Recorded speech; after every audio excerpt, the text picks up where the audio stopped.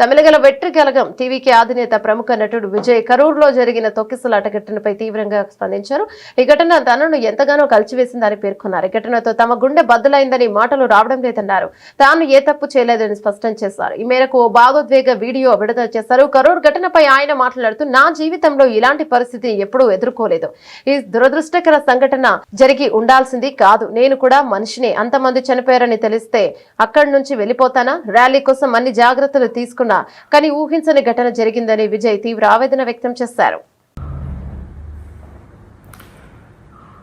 அனைவருக்கும் வணக்கம்.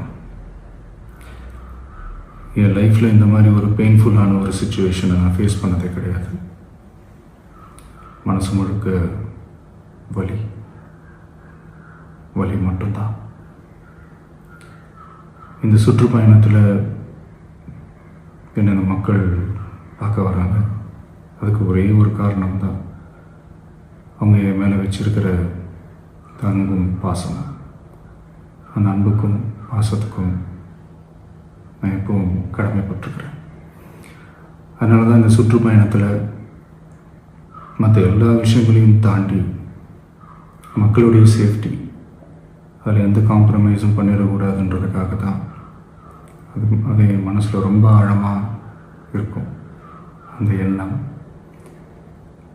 அதனால தான் இந்த அரசியல் காரணங்கள் எல்லாத்தையும் தவிர்த்துட்டு ஒதுக்கி வச்சுட்டு மக்களுடைய சேஃப்டி மட்டும் மைண்டில் வச்சுக்கிட்டு அதுக்கான இடங்களை சூஸ் பண்ணுறது, அதுக்கான இடங்களை பார்த்து பெர்மிஷன் கேட்குறது, போலீஸ் டிபார்ட்மெண்ட்டில் அதை ரிக்வெஸ்ட் பண்ணி கேட்போம்.